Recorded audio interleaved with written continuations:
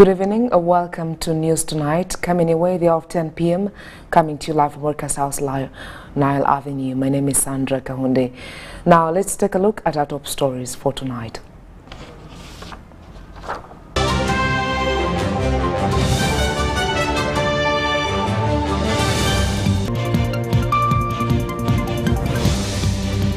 African Peace Initiative leaders call for peaceful resolution of the Ukraine crisis. Chiboga War veterans urged to embrace government programs. Government to deploy 1,900 medical interns in hospitals. And Uganda Heart Institute calls for new equipment.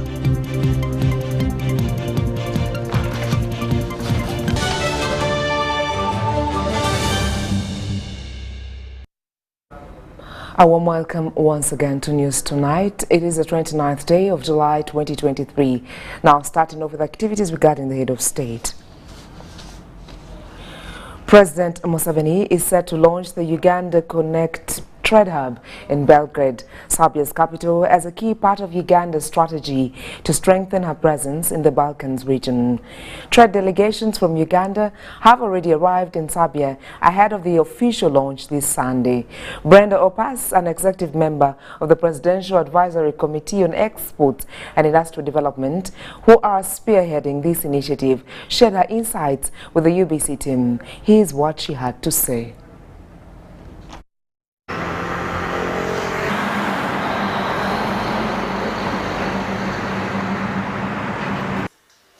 Najja wano nga kuliko winter nensanga abantu banywa kaawa mungi nnyo, nenoonya abakaawa, nenoonya omukulembeze akulira abasuubuzi wano, netukanyiza nti kyandibadde kirungi tuleete emmere ya Uganda n'emwanyi n'ebirala ng'amatooke byetusobola okulwalira Abannayuganda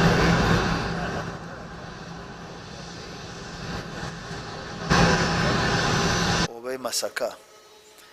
So kati enkya President wa Uganda owekitiibwa President Museveni ne President wa Serbia owekitiibwa President Vučić bajja kugulako ekintu kye twayise hub oba wetutundira ebintu byaffe ng'Abannayuganda, wosanga enanansi, nosanga ebibala, nosanga ebimuli n'ebirala, ate nekubaako n'ebyobulambuze, nekubaako n'ebyemikono, nekubaako engoye zaffe, nekubaako gundi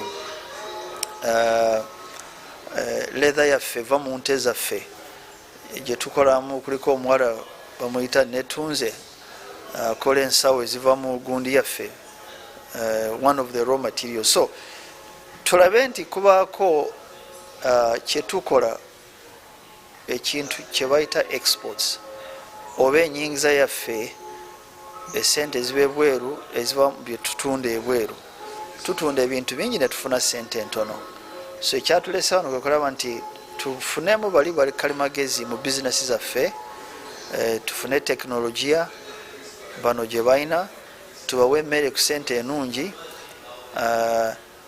ate oli bw'aba nga mu Serbia oba mu Russia ng'ayita wano n'alaba Uganda, n'alaba emwanyi za Uganda naye n'azinywako, ayinza okukola order omungi oba investing mu ggwanga.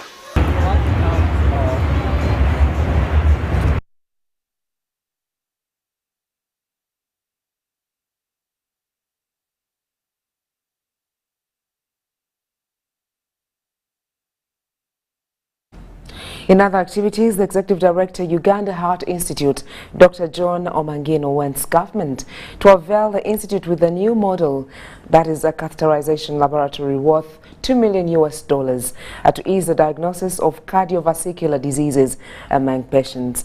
Omangino says the current catheterization laboratory is outdated and can no longer be repaired in case of a breakdown. The Uganda Heart Institute has one catheterization laboratory used for screening and diagnosing heart diseases. You can confirm and do the diagnosis there and then, and you can proceed to intervention. And now most of the patients, like all these patients with heart attacks, now these children we used to play, are now being shifted to that mode of what? Of treatment, which is cheaper in the sense that the devices and other things are expensive. But then when you cash on the social benefit, paying for a shorter time, staying in a quick recovery, no SECA, no short, so it is very advantageous. Having been under use for over 10 years now, the surgeons say it is high time government started thinking of installing a new model cath lab to avoid accidents in future. Every 10 years, they produce a new model. Now, when they produce a new model, they stop making parts and spare parts for the old model. They now have a new model which has come on, and we have been budgeting it for the last 3 years, and it has not been given. Now, for us, the message is this machine, it is still working, just because we have diligently done the preventive maintenance. The Executive Director, Uganda Heart Institute, Dr. John Omagino, says if the institute is fully equipped with all the necessary equipment, this would save the country at least $75 million annually on abroad surgeries, since the current lab accommodates at least 10 patients a day and 5,000 a year.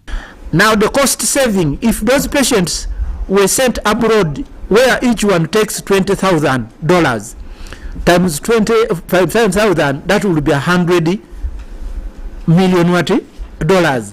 So by operationalizing these things alone in our own environment, every year we would be saving $75 million which is the money we are looking to build a new hospital. Dr. Omagino also stressed the need for remuneration of surgeons at the institute to enable them execute their duties diligently.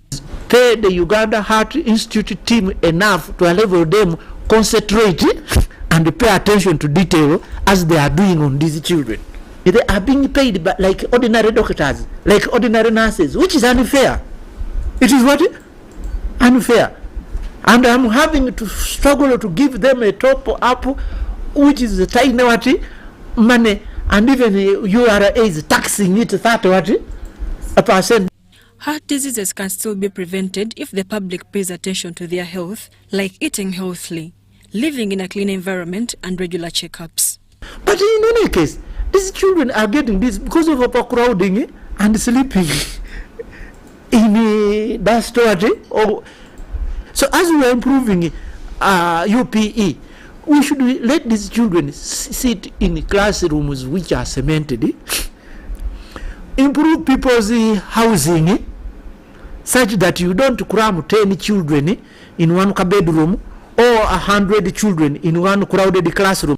The Uganda Heart Institute has signed a memorandum of understanding with Italy's Mission Bambini, a foundation which is going to train as well treat children with heart diseases within Uganda and Italy. So the Mission Bambini Child Heart Program, the objective is to save the life of children affected by the heart defect born in developing countries, and to support the local team to be autonomous by international volunteer doctors and nurses. So I'm very glad that the Ugandan government is making efforts and is improving and collaborating with international partners, especially to improve education and healthcare. A catheterization laboratory is an examination room in a hospital with diagnostic imaging equipment used to visualize arteries and chambers of the heart and treat any abnormalities found through the valves. Patients with intense complications, which cannot be repaired in the catheterization laboratory, are transferred to the theatre for open heart surgeries. Mary Namkose, UBC News. Moving on, the Minister of Energy and Mineral Development, Ruth Nankabirwa, has urged veterans in Kiboga to participate in various government programs. She says this will uplift them from poverty and enjoy the peace they fought for. Nankabirwa was officiating this year's Heroes Day for Kiboga District. Kiboga District holds historical significance as one of the areas directly involved in the war that led to the establishment of the NRM government in 1986. Despite their contributions, many war veterans have expressed feelings of being neglected by the government, particularly in programs aimed at alleviating poverty. Addressing the veterans, Minister for Energy Ruth Nankabirwa emphasized the importance of their involvement in government initiatives which could lead to financial support for their development projects.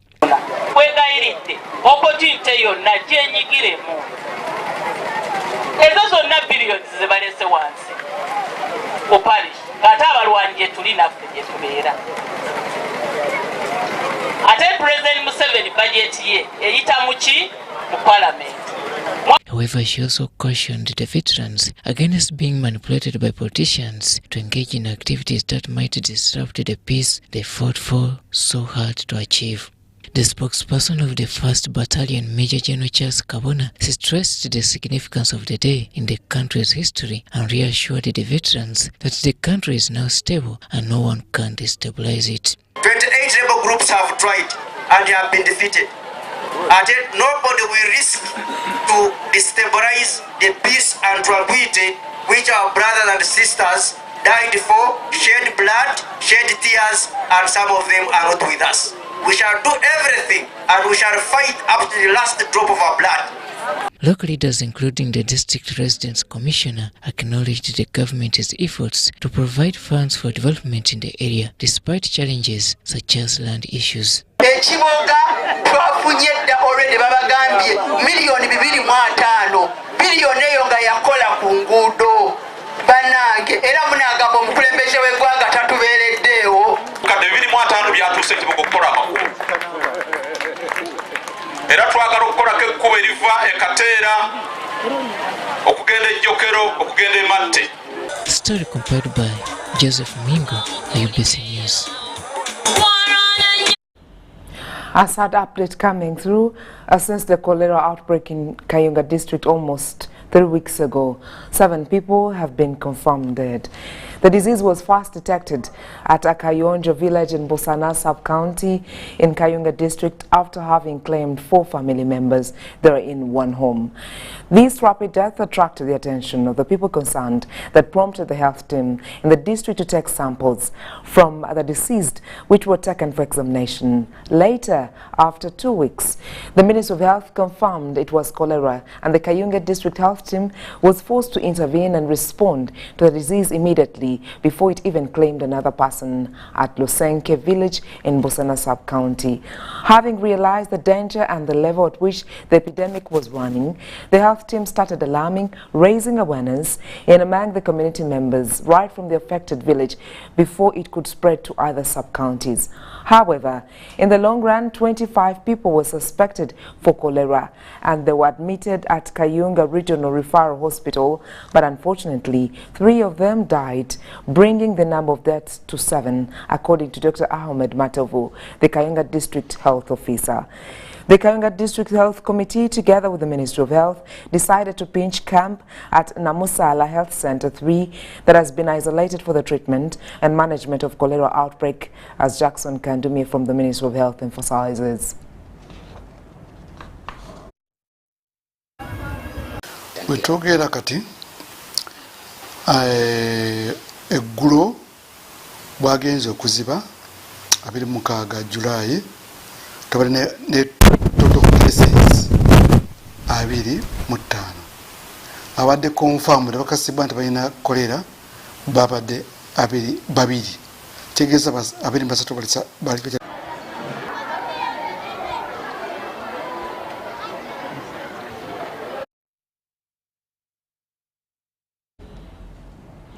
Uganda Medical Association WUMA has welcomed the government's move to deploy 1,901 interns who have been stranded. However, in an exclusive interview with the Deputy Secretary General WUMA, Dr. Faith Nabushawo says the intern medics allowances should be revised upwards.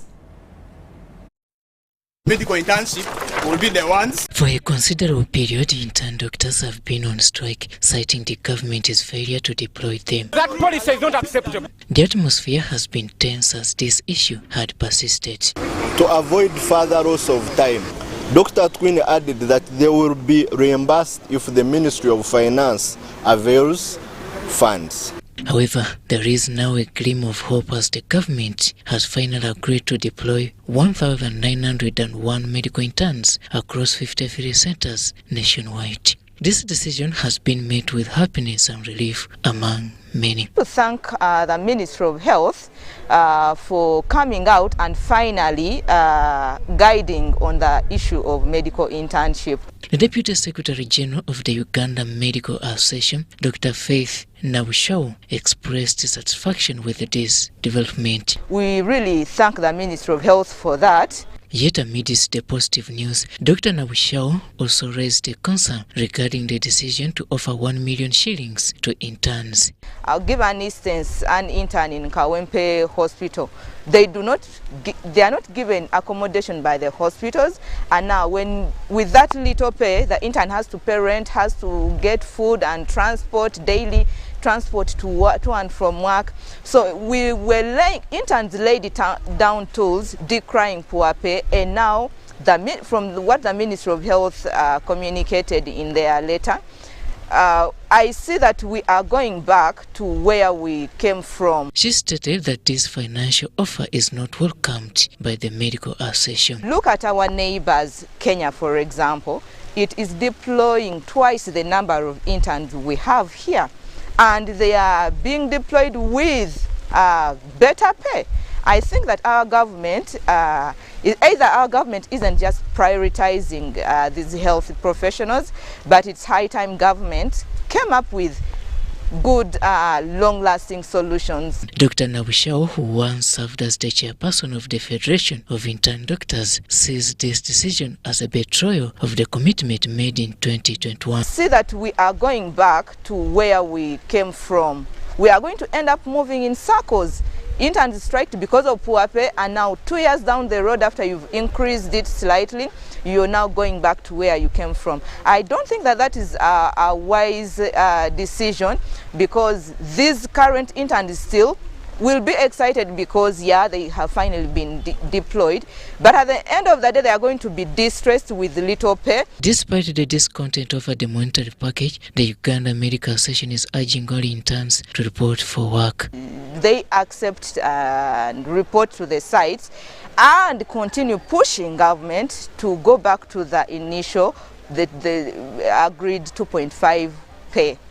Yeah, we are not going to, even under Uganda Medical Association, we are not stopping. We are continuing with the talks with the Ministry of Health and government to have these interns better paid, because it's very important. Interns are expected to commence their duties on 3rd of August 2023, as stated in the ministry's memo. Robert Nyango, UBC News. Greater Luwero leaders have called for an immediate response from the central government regarding the unsettling sectarian behavior of their neighbors in Amolata district. The two regions share the use of a ferry connecting Zengebe to Amolata and other beaches on the picturesque Lake Choga. Amolatal district residents are being accused of unfriendly behavior towards neighboring communities of Namasale Town Council and those conducting business in their area. The area Member of Parliament, Noah Mutebi, says the disturbing and unprovoked sectarian attacks by Amolatal residents against other communities residing in Namasale Town Council is unfortunate. But in such a scenario, I took a responsibility as a Member of Parliament and other members to write to the Right Honourable Prime Minister of the Republic of Uganda, who is the leader of government's business, to convene a meeting, a reconciliation meeting between the Barango and the Barul. Failure to do so, we shall also appraise and stop people crossing to Nakasongola. The conflict was sparked off when Juliet Katushabe, a land claimant seeking possession of over 100 hectares in Ibunga Cell, Namasale Town Council, attempted to initiate a dialogue with the affected people through a letter from Hali God team in Kampala. Unfortunately, the Amolatal community learned of this communication and responded with demonstrations, causing widespread destruction and looting of property worth millions of shillings. Because if the wrangle is between the Langese and the non-Langese, what could it be? That is all about tribalism. So I'm calling upon my fellow Ugandans to stop that culture of practicing tribalism, because we all know that we move to different areas, transact different businesses, get different services like education, health, and whatever. So if we just concentrate in our areas of jurisdictions, we may not get what we're meant to get, and we may not enjoy the services of our nation. Greater Luweero leaders echoed their colleagues' concern, denouncing the uncivil behavior of the Langi people in the context of a 21st century global village. The leaders pleaded with the central government to promptly address this urgent matter to prevent the situation from escalating further. The disputed land at the heart of the conflict has remained vacant since the tribal clashes between the Bantu and Luo-speaking communities in 1979. An estate administrator, Juliet Katushabe, is believed to be associated with the late Kawaki Naftali, a former resident of Bungu Cell.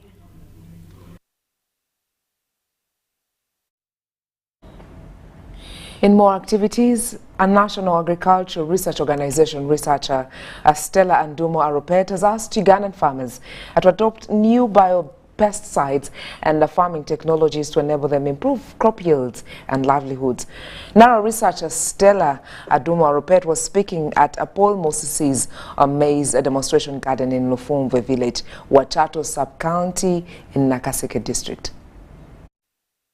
A National Agriculture Research Organization researcher, Stella Andumo Aropet, says that if farmers adopt the use of new biopesticides researched to mitigate the impact of the fall armyworm, they will have better harvests and improved prices of their produce. The purpose of this field day was to showcase the use and the benefits of biopesticides in integrated management of fall armyworm. And also, we needed farmers to appreciate the technology, the way we have brought it out in their journey in production of maize. And then thirdly, we wanted to get a feedback from farmers about the technology. Stella Andumo Aropet says that the other advantages the farmers will get by switching to the use of biopesticides will be realized in the areas of farmer health improvement, environment conservation, and a reduction in the cost of pesticides. The use of biopesticides will minimize the environmental risks, because these chemicals may be dangerous, but not to the extent of the synthetics. And then secondly, we are also looking at the end user, that is the human being. The chemicals are not so harmful to the human beings like the synthetics. And then when you look at the cost, economically, it is deemed cheaper than using other synthetic chemicals. Stella Andumo Aropet cautioned farmers against dangers associated with poor pesticides handling and also taught them about proper maize planting. An agro-inputs dealer from Wachato in Nakaseke district, Armstrong Musurwe, advised farmers against buying pesticides from dealers who cannot explain to them how the pesticides work. She has mentioned something to do with scouting. If you go in your field and then you discover that you have a challenge of armyworms, go to the dealer and tell him or her that I have this challenge in my field. Then he or she is supposed to be in a position to advise you at what type of a chemical she is supposed or he is supposed to give you. Following the outbreak of the fall armyworm in Uganda in 2016, government and NARO quickly embarked on identifying types of pesticides that could eliminate the worms by 100%. This led NARO into researching in biopesticides, leading to the discovery of nimbecidine and other related biopesticides types for the use of the maize plant in Uganda. Brian Tumwenebiaruhanga, UBC News. Government has commissioned a regional public service center in Hoima for integrated public service delivery. The regional public service center will serve 9 districts of Bunyoro sub-region that include Hoima City, Hoima District, Chikube, Chibale, Kagadi, Kakumiro, Masindi, Chiriandongo and Bulisa. The service center comprises of 26 government ministries and agencies. The logo of this service center, nominated Waito Mkuru, Minister Arugire from Azerbaijan.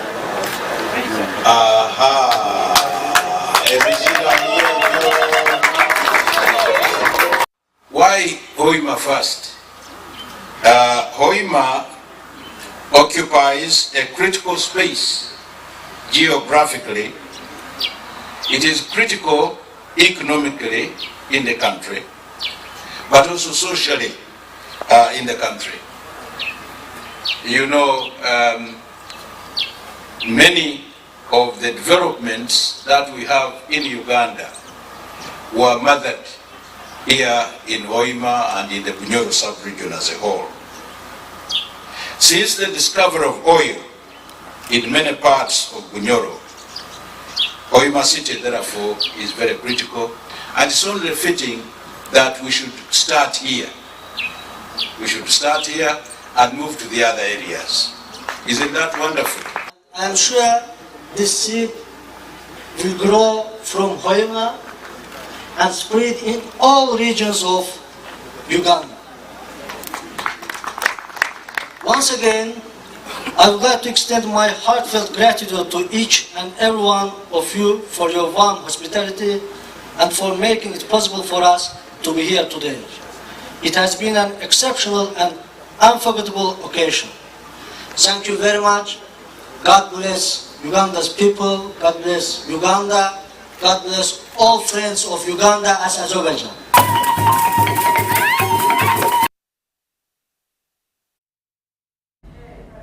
UBC News tonight. Now, more clarity is coming through as far as an earlier update came your way that is to do with Serbia Connect, where we're having the head of state, President Museveni, who has arrived in Serbia, Belgrade, following the invitation of his counterpart, President Vučić. During his 2-day state visit, Museveni will address the Serbian Congress and also launch the Uganda Connect Trade Hub in Belgrade. Now, our team spoke to Audrey Rabogo, the chairperson of the Presidential Advisory Committee on Exports and Industrial Development, as we take a look.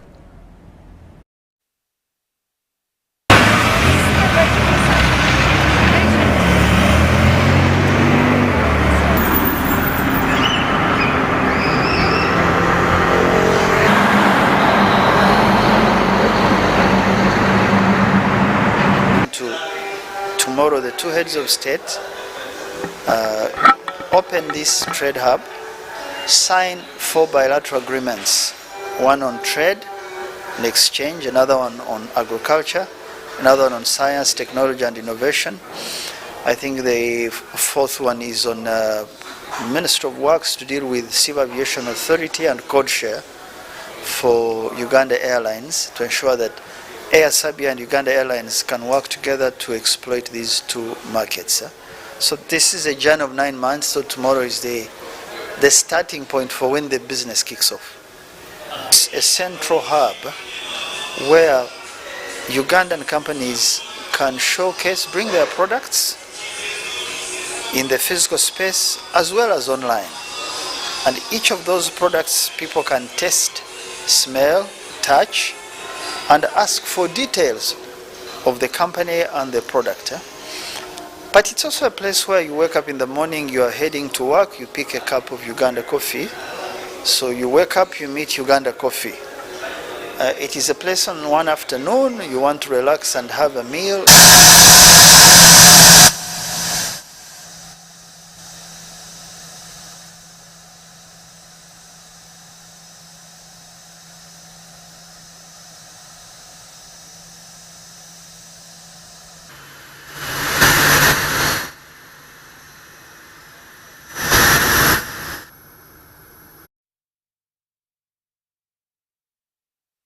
Check where Uganda is or wants to invest in the country. So this is beginning of a journey where Uganda is seen, felt, heard differently from how we've traded. Trade has been left purely private sector, and I know no other country that has succeeded on exports unless you have a very combined intentional strategy that brings government and private sector to work together on particular sectors with specific markets, with specific segments, and pursue aggressively these markets until they yield a return. And that's what we're trying to do.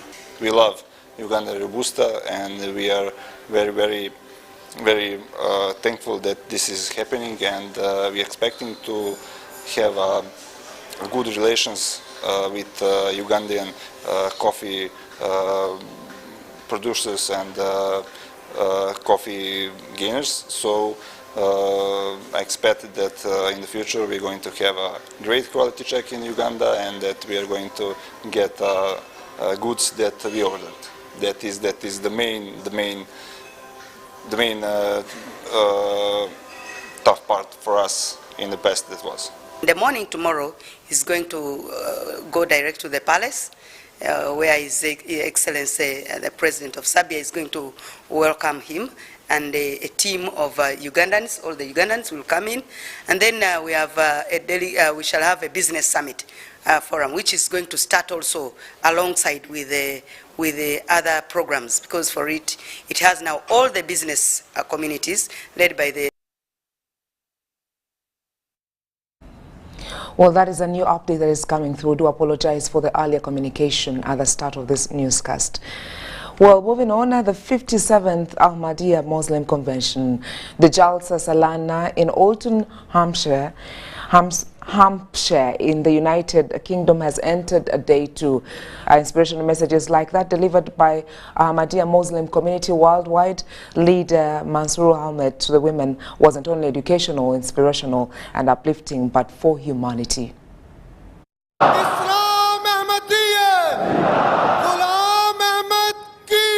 Day 2 at the Ahmadiyya Muslim Community Annual Convention, popularly known as Jalsa Salana, has witnessed faith-inspiring speeches.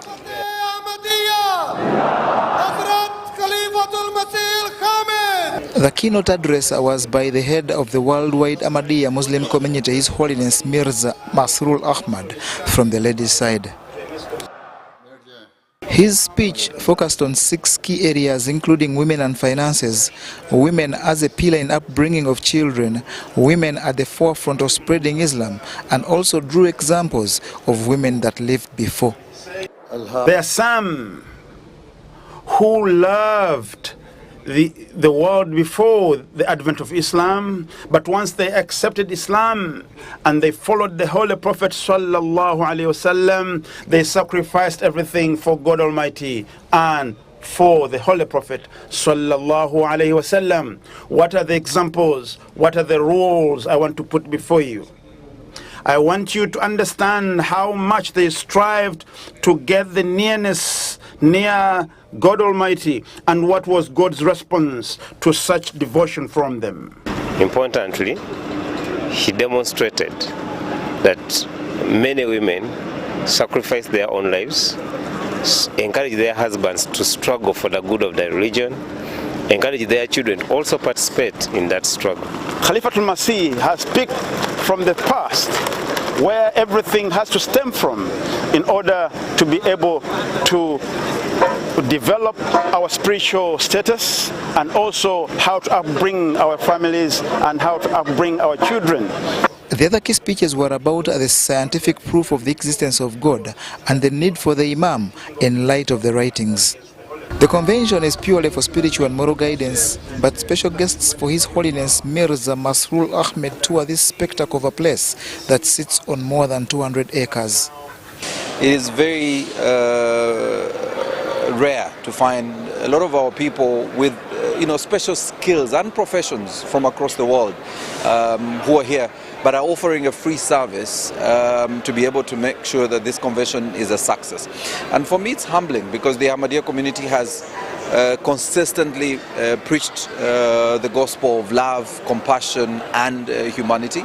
And it's not just about preaching this message, but it's also about living it. And so when you come to the convention here, you witness this volunteer movement of the association in real life, and you get to experience the compassion and compassionate relationship the Ahmadiyya community has within themselves, but also for the rest of the world. When you listen to the messages, when you listen to His Holiness talk about whether it's climate change or even brotherhood across the continent, then you get to appreciate the message of humanity that continues to be driven and pushed by the Ahmadiyya Muslim community.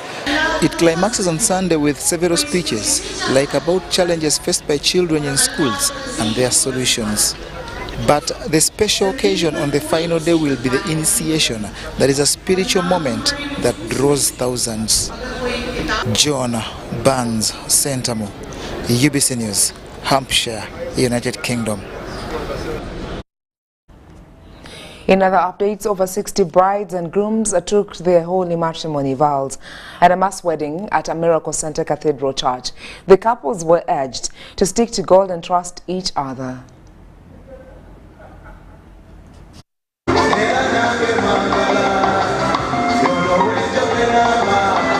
The atmosphere was cheerful among brides and grooms who were smartly dressed in wedding dresses and suits as they entered the church for a holy marriage amidst cheers from family, friends and relatives.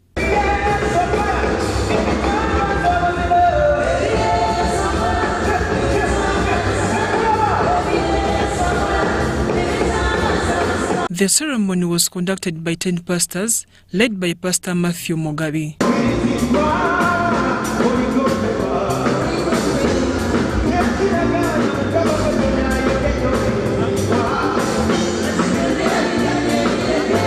In their sermons, the pastors say that Pastor Robert and his wife Jessica Kayanja believe in holy marriage because Jesus in his miracles was at a wedding in Cana. They thus urged couples to trust each other and hold fast to God. They love seeing people getting married. Unfortunately, they are not here today, but this will be their wonderful moment. Hallelujah. During the 77 days of glory, we had over 4,000 couples get married in mass weddings. That shows you the heart of the man of God. Pasco Katongole and Topista Nakaima Katongole, who have cohabited for 45 years, were some of the newlywed couples and were delighted to reach this milestone. Nze nali simanyi nti natuuka ku mukolo nga guno naye Yesu ankoledde ebyamagero kubanga akozesezza omusumba Kayanja nangatta mu bufumbo obutukuvu. Tumaze ffenna emyaka 45. Olunaku lwa leero lwa ssanyu nnyo neebaza Katonda okuntuusa ku lunaku luno olulungi bwe ruti nenfuna obufumbo obutukuvu. Nebaza omusumba Kayanja ne mukyala we. Nali sikisuubira naye nebaza Mukama kubanga erinnya lya Mukama lyebazibwe ne Katonda w'omukisa bonna bayimiriddewo ku lwaffe. By the time the ceremony took place, Pastors Robert and his wife Jessica Kayanja were in Israel for counseling and reflection on ministry. Congratulations to the couples. Now moving on, the State Minister for Ethics and Integrity, who is also the woman member of Parliament for Karenga District, Rose Lily Akello, has appealed to the management of Kitepo Valley National Park to take immediate action and deploy rangers to safeguard people's gardens from destruction by wild animals. The communities in Karenga District have been grappling with the issue of problem animals, which pose a serious threat to people's gardens, causing significant losses. Of Uganda, and most especially I want to thank the England government and I want to thank the president of this country for his visionary leadership, who has brought us. The State Minister for Ethics and Integrity, who is also the woman member of Parliament for Karenga District, Rose Lily Akello, has said 4 billion shillings is set to be distributed among 37 PDM savings and credit cooperative organizations in the district. The minister, who was officiating a PDM event held at Karenga Boys Primary School in Karenga Town Council, disclosed that each individual circle is to receive 100 million shillings. The first person's mean numbers refused for a country. The next family member or household member is supposed to be given. Then if that one has failed, it goes to the other one. You don't deny that household the money. Officials from Karenga district highlighted limited access to computers and poor internet connectivity as major challenges affecting the smooth administration of PDM funds. Karenga District Resident Commissioner Geoffrey Philbert Okailap and Karenga District Chairperson Felix Mark Lochale urged the locals to utilize the funds wisely and responsibly. It is the other people of the 39 of the poorest who are supposed to get the money first. So I would request you to identify the 39% of the poorest to start receiving the money. Now people should put this money into better use if they have to get out of this poverty. As advised by CAO, there is nothing difficult for us to get out of poverty. We will put this money into better use. An enterprise development assistant at the PDM Secretariat, Michael Otim, advised the Karamojongs to work diligently and change the prevailing narrative about Karamoja. Making a decision and saying to hell with poverty. Let us work hard and make sure we keep poverty out of our home. Akello took the initiative to task Richard Muhawe, the chief warden of Kidepo Valley National Park, with deploying rangers to prevent animals from accessing people's gardens. We guard the animals from finishing the gardens. These crops are what we feed on. To deploy more staff, because now we have new rangers. As Kidepo, we got 110 staff. And these ones, most of them, we want to allocate them to handle this issue of problem elephants, mainly because they have been causing massive destruction, which is not good at all. So we are going. Beneficiaries expressed their heartfelt gratitude to the government for the transformation that these funds have brought into their lives. In other updates, the Rotary Club of Sese Islands has held a ground-breaking ceremony to construct a boys' bathroom for Chisowera Primary School in Mukono. This follows an outcry by teachers and parents over lack of funds to construct lavatories for the boys. The primary was started by Anglican Church and is government-aided. However, despite this good foundation, the school is battling challenges, and now the head teacher, Tom Kaida, appealed to well-wishers to give them a helping hand. When it comes to doing developmental work in the school, our hands are tied because we don't have the funds. But these ones have come to rescue us in one way or another, and today they are launching the building of a better, I would call it modern, bathroom or washrooms for the boys. There is one for the girls that they also want to improve upon, but the boys were almost lacking because we had just a small thing around. He encouraged the Rotary Club of Kampala Sese Islands to lay groundbreaking to construct the bathrooms for boys in their campaign Uplifting Boy Child. The district governor, Edward Kakembo, and club president pledged to support the school in different aspects. So there is a problem in this country with the boy child. As Rotarian, we are known to be people of action. So we are coming in as people of action to come and support the boy child. We want the boy child and the girl child to be at the same level. That way we shall have peace and harmony in the family. Realized that the boys are so much ignored in the area of their washrooms, because we found like the school has like around 100 boys between P1 to P7, and all those boys were sharing one stance of bathroom. So we decided to reconstruct their bathroom and give them 4 stances so that the young boys do not share washroom areas with the big boys. They also held medical outreach where over 300 people have been tested and given free medication for various diseases, as Dr. David Chaze explains. Among the adults, there are many people of advanced age who have high blood pressure, people who have eye problems and dental problems.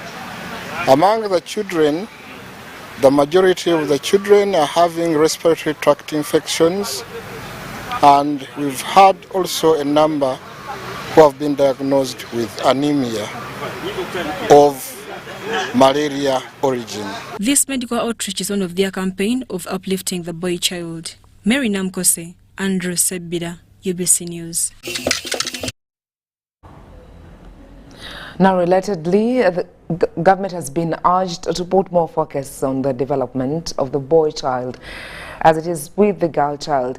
The call has been made by stakeholders in bringing up a boy child, saying by putting more focus on bringing up a girl child, this in turn may affect girls who are prepared well when they get in touch with the neglected boy. For several years, the government has been putting more focus on the girl child, leaving out the boy child, which move has seen boys left out and others not growing into useful citizens. Following the neglection of the boy child, some boys are now victims of school dropout, drug abuse, and becoming criminals in the areas where they stay. Now stakeholders in bringing up the boy child want government to put more focus on promoting the boy child as it is with the girl child to avoid the would-be circumstances in the future. In promoting the boy child, this has prompted Indeje Senior Secondary School to launch the Man of Valor Club. Who is going to marry your daughters whom you have paid too much attention to? These poor boys you neglected? I think time has come to go back on the drawing board to raise the boy and the girl in the same way. That way, we shall be able to have men who are going to marry our daughters, and that way, we are going to have champions. We shall have men of valor who are going to take this country further. The launch was attended by representatives from the Ministry of Education and Sports and Ministry of Gender. They urged the students to aim at becoming useful citizens in the country and in their lives. Think about the people around you, the society around you, because you can't pull it off alone. You need the army, you need the generals. Every day, try to be compassionate for 5 kinds of people. Someone you are grateful to, someone whom you have loved, a friend, a neutral person, and someone who's difficult for you. And you'll find them every day. Are you fighting the devil? The devil in form of homosexuality? The devil in form of corruption, the devil in form of bullying. If you are pronouncing yourself as a man of valor, are you able to withstand those negative tendencies that are there in the world? The head teacher of the school, Dr. Kanoni Charles Kaigiriza, explains the reasons why they decided to introduce the club to the students. A lot was invested in empowering the girl child, and the girl child has become empowered and confident and very assertive.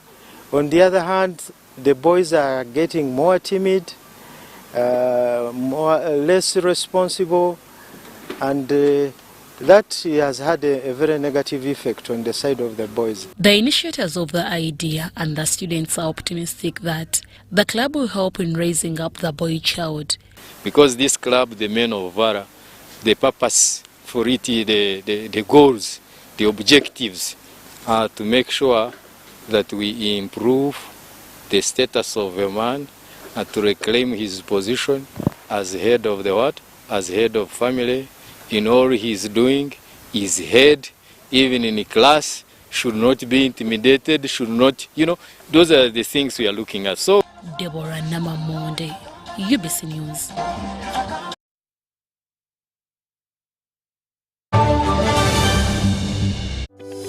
These days, our homes are no longer just the places we live. It's where we attend meetings, go to class, keep each other safe, and entertain ourselves. To do this smoothly, you need a reliable internet connection. Buy the MTN WakaNet router, which connects up to 32 devices and gets a free 40 GB data bundle at only 149,000 shillings. Or buy the MTN WakaNet MiFi at only 75,000 shillings and enjoy a free 15 GB bundle to stream, study, work, and play on the go. Visit any MTN service center to buy the MTN WakaNet router or MiFi and enjoy the internet that does amazing things.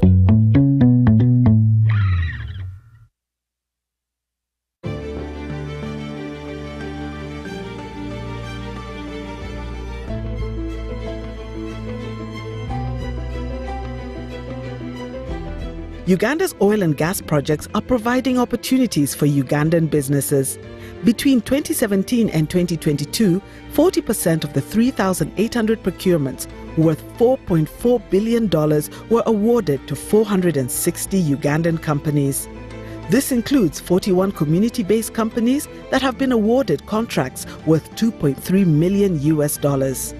In order to be contracted to supply goods and services for oil activities in Uganda, entities must register on the National Suppliers Database. Over 2,300 entities are registered on the National Suppliers Database. Registration is free. The Petroleum Authority of Uganda, creating lasting value in Uganda's oil journey.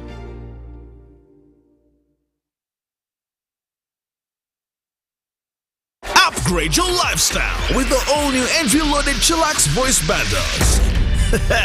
Now, call all networks in Uganda with Chillax voice bundles. Call all networks, no expiry, no worries. Dial *100*1# and select call all networks. Airtel, a reason to imagine.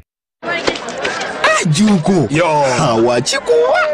Check the shopping, man. What's your secret? Haven't you heard of the Parish Development Model PDM? Yes, I did, but I thought it was just a talk. No, Sebatia. It is real.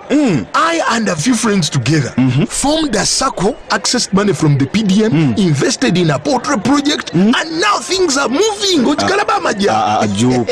I thought I was one of your friends. You are. But you left me behind. I didn't leave you in poverty. What you do, just visit your LC2 chairperson and your parish chief and start the process of economic transformation. Just like that. The Parish Development Model is an initiative from the government of Uganda through the Ministry of Local Government designed to transform all lives of Ugandans for the better. PDM, my parish, my development, my life. Dear Airtel customer, we know that there are days when unexpected stays in hospital stand in the way of your family's welfare. That is why Hospital Center is here to give you up to 100,000 shillings every night you spend in hospital. Hospital Center also offers up to 4 million in funeral benefit. Dial *185*7*6# to purchase Hospital Center on Airtel Money for as little as 1,000, 3,000 or 5,000 shillings a month. Your cover for the first 1 month is free. Hospital Center is underwritten by Prudential and powered by Turaco. Prudential and Turaco are regulated by the Insurance Regulatory Authority of Uganda. Airtel Money is regulated by the Bank of Uganda.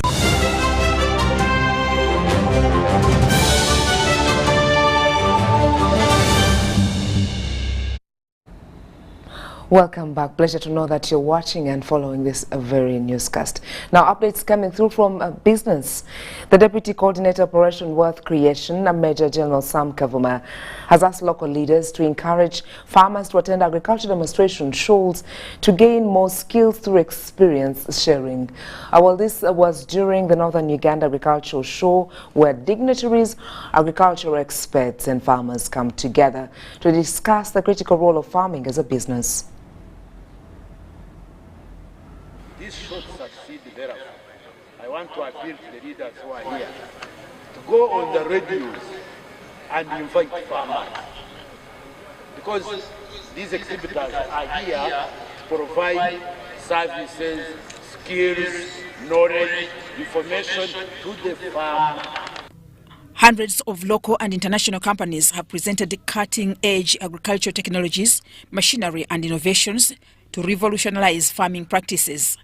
This was during the Northern Uganda Agriculture Show, officiated by the Deputy Coordinator, Operation Wealth Creation, Major General Sam Kavuma. So ours is to provide a coordination mechanism between the government, the private sector, and the mwananchi. So that is our work, our role, is to coordinate. You government, Ministry of Defense, Ministry of Works, Ministry of Agriculture, what budget do you have for the people and for what? Then we coordinate. Farmers were exposed to a plethora of tools that can enhance productivity and profitability. The CEO of Prime Agriculture Events, Grace Musimami, shared his inspiring journey of the Northern Uganda Agriculture Show and its future plans. There is need for political will to see this event grow, because other regions are yearning to have this kind of event. So we implore all leaders here to join, to have affirmative action to see that your people, our people are able to get the technologies and learn. The event is being held under the theme Farming as a Business. We collect our efforts and mobilize our farmers to come, because there is a lot of research here. There are new innovations here which our farmers can learn and buy and go and put it in their gardens, in their farms. We are really privileged. Gulu City is calm, we embrace development. We are also trying to entice our communities to engage in productive activities, especially around agriculture. Bank of Uganda is here to demonstrate to the public that the government of Uganda has not forgotten the farmers. We have the agriculture facility there, and being in line with this agriculture show, we have local agriculture. The agriculture show also facilitated valuable networking opportunities for farmers to connect with potential buyers, suppliers, and investors. More business talk. Emyooga SACCO's leaders from Busoga have received advice on establishing robust monitoring and evaluation systems to govern the operations and leadership formation. The Microfinance Support Center organized a regular field visits and meetings in Imbarara, Bushenyi and Rwampara districts to provide guidance and ideas for improvement, uplifting the Emyooga SACCOs in Busoga. With over 140 affiliated Emyooga associations and savings exceeding 2 billion shillings, Mbara City producer dealers Emyooga SACCO is doing well in high-value addition grains and cereal investments. Most people have paid school fees for their children. They have built their houses. They have improved on their welfare at household level. So surely this one has been a very big opportunity for my people in Mbara City North to have a Emyooga program very active and near to them and very accessible. During an exchange visit, the SACCO's board chairperson, Abdulwahabu Watweta, offered advice to the Busoga Emyooga SACCO leaders, emphasizing the importance of teamwork and exemplary leadership for the prosperity of their SACCOs. Mbara City North producer dealers Emyooga SACCO received 50 million shillings Emyooga funds. Because we inform them that when you have a share in any institution, then you are a full member, you are a decision maker of that institution. So my people, they are looking at having a self-sustaining institution that will remain there for years and years. The Microfinance Support Center has extended finance assistance to various other SACCOs, including Buturo Finance Services in Nyakabirizi Division, Bushenyi District. The marketing manager of Buturo Finance Services advised the visiting team to design a policy governing Emyooga operations in Busoga and encourage them to invest loans in income-generating ventures. Let them be guided by policies. Let them not use their positions to spend government money anyhow. Let them not use their positions to borrow and not pay back, So let them know that they're working for people. Emyooga SACCO leaders in Busoga were also urged by Edmond Baguma, the general manager of Shema Finance Services in Kabohe, to undergo training on savings and investment. They must emphasize on training.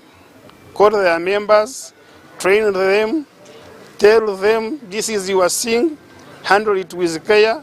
When you take our loan, make sure you bring it back such that another one can benefit from it. Wanyamahambe Sacco in Mbarara, with an asset base of 10 billion shillings and 1.3 billion shillings in savings, received financial support from the Microfinance Support Center.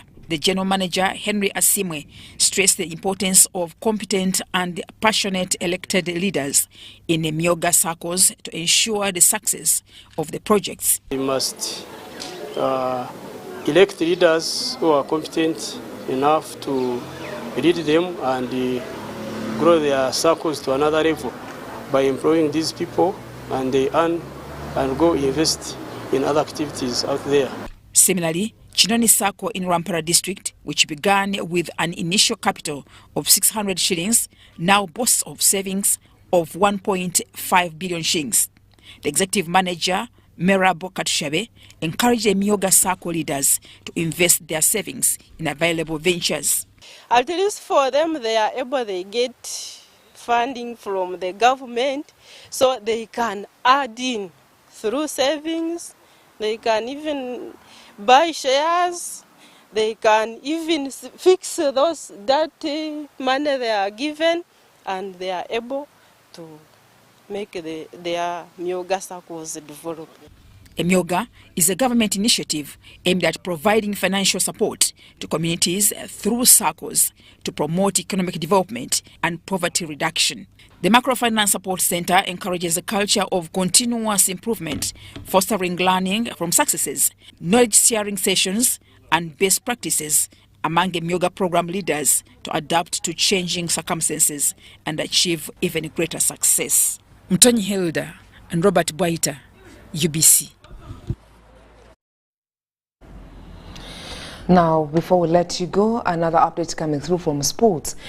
The 2023 Technical and Vocational Institutions Sports Association Uganda Games have climaxed. They were hosted at Ndeje University and were in 3 disciplines: football, netball and volleyball.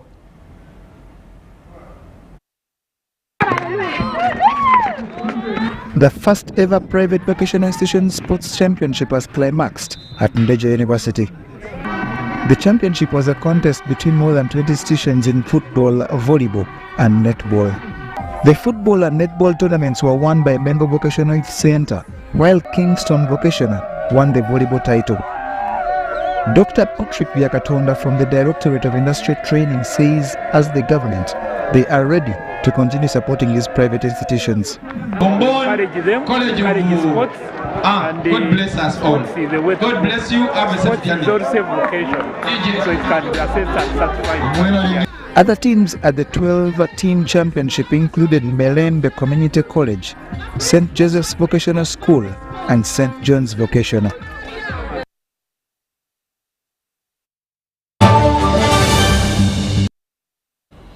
Thank you so much for making time to join us and follow updates coming through as far as this day is concerned, the 29th day of July 2023. My name is Sandra Kahunde, wishing you a beautiful night and of course a great weekend. Greetings from the team behind the scene. Thank you for watching. God bless you.